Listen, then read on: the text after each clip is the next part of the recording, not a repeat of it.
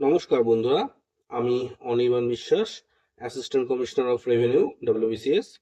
আসন্ন ডব্লিউবিসিএস পরীক্ষার জন্য আজকে টপ 15খানা ইকোনমিক্স এমসিকিউ একদম বাছাই করে নিয়ে এসেছি তোমাদের জন্য। তাহলে এটা কিন্তু আগামী ডব্লিউবিসিএস পরীক্ষার জন্য খুব গুরুত্বপূর্ণ। চলো দেরি না করে শুরু করা যাক। প্রথম কোশ্চেন বলছে হোয়াইট লেভেল এটিএমস কারা ওন করে। তো প্রথম কথা হচ্ছে হোয়াইট লেভেল মানে কি।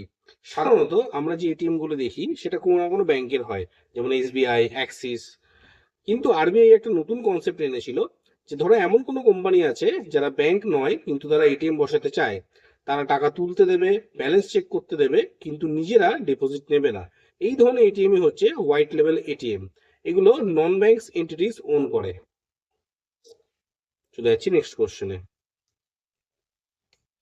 এর মধ্যে কোনটা ডিমান্ড ডিপোজিট নিতে পারে না। তো প্রথম কোশ্চেন হচ্ছে ডিমান্ড ডিপোজিট মানে কি। ডিমান্ড ডিপোজিট মানে হচ্ছে যে টাকা আপনি যখন ইচ্ছা তুলতে পারেন, যেমন সেভিংস অ্যাকাউন্টের টাকা, কারেন্ট অ্যাকাউন্টের টাকা।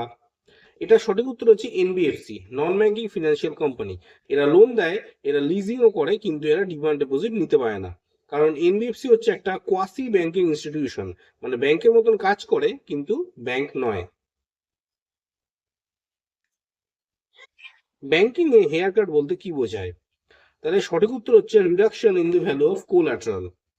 ধরো তুমি ব্যাংক থেকে 10 লক্ষ টাকা লোন নিয়েছো এবং তার জন্য জামানত রেখেছো 10 লক্ষ টাকার প্রপার্টি, কিন্তু ব্যাংক বললো যে না, আমি এটাকে 4 লক্ষ টাকা ধরবো। তাহলে এই যে কোল্যাটারাল ভ্যালুটাকে কম ধরে লোন স্যাংশন করা হচ্ছে, এই রিডাকশনটাই হচ্ছে হেয়ার কাট। মানে যেমন ধরো কোল্যাটারাল ভ্যালু 100 টাকা, কিন্তু ব্যাংক সেটাকে 80 টাকা ধরবে। তাহলে এই যে 20 টাকা ডিফারেন্স, এটাই হচ্ছে হেয়ার কাট। এটা কেন করা হয়? এটা রিস্ক ম্যানেজমেন্টের জন্য করা হয়। বাসেল নর্মস এর সঙ্গে কার সাথে যুক্ত? এর সঠিক উত্তর হচ্ছে ব্যাংকিং ক্যাপিটাল অ্যাডেকুয়েসি। তো বাসেল নর্মস হচ্ছে সুইজারল্যান্ডের একটা শহর, ওখানে একটা মিটিং হয়েছিল, যেখান থেকে একটা ইন্টারন্যাশনাল ব্যাংকিং রেগুলেশন ফ্রেমওয়ার্ক তৈরি হয়েছে। এখানে মূল বিষয় হচ্ছে যে ব্যাংকের কাছে কত ক্যাপিটাল থাকতে হবে যাতে লস হলেও ব্যাংকগুলো কোল্যাপস না করে। এটাকেই বলছে ক্যাপিটাল অ্যাডেকুয়েসি রেশিও। যেমন ধরো কোনো একটা ব্যাংক 100 কোটি টাকা লোন দিল, কিন্তু তার মধ্যে 20 কোটি টাকা সে রিটার্ন পেলো না, তাহলে ব্যাংকের নিজের কাছেও ক্যাপিটাল থাকতে হবে যাতে সেই লসটাকে সে সামাল দিতে পারে। আচ্ছা, ভীম অ্যাপ এর মধ্যে কিসের উপর বেস করে তৈরি? তো এর সঠিক উত্তর হচ্ছে ইউপিআই। তোমরা সবাই জানো যে শুধুমাত্র মোবাইল নাম্বার বা ইউপিআই আইডি দিয়ে টাকা পাঠানো যায়, ব্যাংকের আইএফএসসি কোড বা অ্যাকাউন্ট নাম্বার কিছুই লাগে না। এনপিএর মানে কি? এটার মানে হচ্ছে নন পারফর্মিং অ্যাসেট। মানে ব্যাংক যে লোনটা দেওয়ার পর সেই লোনটা কোনোভাবে ফিরে পায় না, বা ব্যাংকের লোনটা কেউ ফেরত দিল না, সেটাই হচ্ছে নন পারফর্মিং অ্যাসেট। সারফেসি অ্যাক্ট এর সঙ্গে কোনটার সঙ্গে রিলেটেড? এর সঠিক উত্তর হচ্ছে রিকভারি অফ ব্যাংক লোনস। ধরুন আপনি একটা টাকা লোন নিলেন, কিন্তু ব্যাংকে সে টাকাটা ফেরত নিলেন না, তাহলে ব্যাংকে আগে কোর্টে যেতে হতো। কিন্তু এখন এই সারফেসি অ্যাক্ট অনুযায়ী ব্যাংকের কাছে পাওয়ার আছে যে কোর্টে যাওয়া ছাড়াই ব্যাংক আপনার প্রপার্টিটা, কোলাটারাল যে প্রপার্টি, সেটাকে সিজ করে সেটাকে নিলামে বিক্রি করে সেই টাকাটা, লোনটাকে রিকভার করে নিতে পারবে। ব্যাড ব্যাংক এর মতো কোনটাকে রেফার করে? সঠিক উত্তর হবে option B, entity created to buy stressed assets. Bad bank হচ্ছে বেসিক্যালি, ধরো কোনো একটা ব্যাংকের কাছে প্রচুর নন পারফর্মিং অ্যাসেট জমে গেছে, তাহলে সেই ব্যাংকটা নতুন করে লোন দিতে পারছে না। এখন একটা আলাদা এন্টিটি তৈরি করা হয়, যে এন্টিটিটা ওই ব্যাড লোনস গুলোকে কিনে নেবে। যেমন এটা একটা এক্সাম্পল হচ্ছে national asset reconstruction company limited. একটা এক্সাম্পল দিই, ধরো এসবিআই এর কাছে 1000 কোটি টাকার এনপিএ আছে। এবারে এই national asset reconstruction company limited, যেটা ব্যাড ব্যাংক, সেটাও এনপিএটাকে কিনে নিল। এরপরে এসবিআই আবার ক্লিন হয়ে গেল এবং এসবিআই এর পরে আবার ফ্রেশ লোন দিতে পারবে। ফিসকাল ডেফিসিটকে কে ম্যানেজ করে? তাহলে উত্তর হচ্ছে গভর্নমেন্ট অফ ইন্ডিয়া। গভর্নমেন্টের টোটাল যা খরচ, ওর থেকে গভর্নমেন্টের টোটাল যে আর্নিং, সেটাকে বাদ দিলেই হচ্ছে তোমার ফিসকাল ডেফিসিট পড়ে থাকে।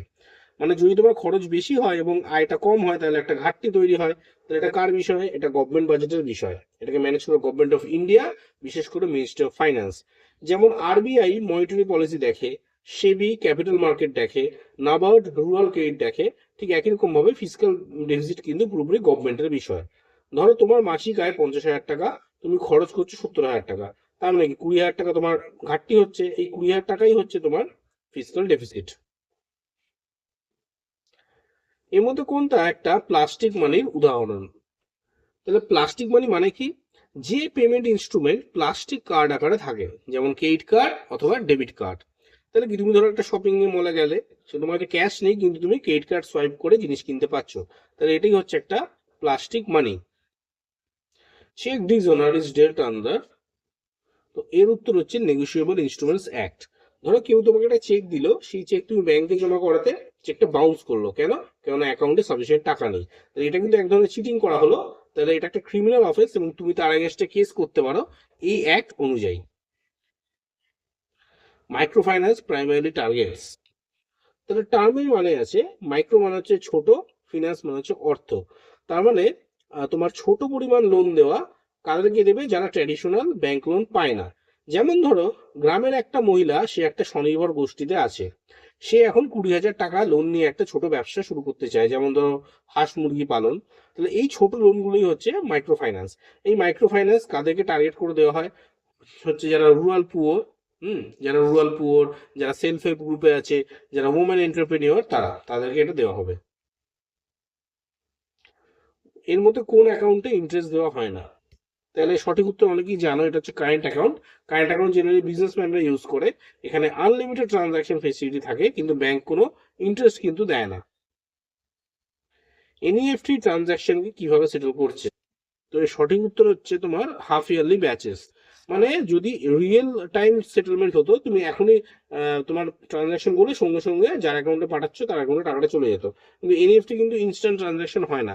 তুমি ধরো টাকা পাঠালে সকাল 10টা 10-এ, এরপরে যে ব্যাচটা আছে, পরের একটা ব্যাচ সাইকেলে সেটা প্রসেস হবে, তার মানে কিছুক্ষণ পরে প্রসেসটা হবে। তো উত্তর হচ্ছে হাফ ইয়ারলি ব্যাচেস। ভারতীয় ক্যাপিটাল মার্কেটকে কে নিয়ন্ত্রণ করে? তাহলে ক্যাপিটাল মার্কেট মানে কি? যেখানে শেয়ার, বন্ড, ডিবেঞ্চার এগুলো কেনা বেচা হয়। তাহলে হচ্ছে এই, এর উত্তর হচ্ছে তোমার সেবি।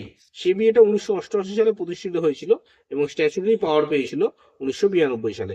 সেবির কাজ হচ্ছে তোমার ইনভেস্টরকে প্রোটেক্ট করা, মার্কেটকে রেগুলেট করা, ইনসাইডার ট্রেডিং মানে ইলিগাল ট্রেডিংকে আটকানো এবং ট্রান্সপারেন্সি বজায় রাখা। তাহলে ক্যাপিটাল মার্কেট কিন্তু একমাত্র সেবি কন্ট্রোল করে, ঠিক আছে? যেমন এক্সাম্পল দিই, ধরো কোনো একটা কোম্পানি আইপিও আনলো, সেবি এনশিওর করবে যে আইপিও যে কোম্পানিটা আনছে তার সব ডিসক্লোজার্স গুলো ঠিক আছে কিনা, যাতে ইনভেস্টার্সরা কোনোভাবে চিটেড না হয়। ওকে।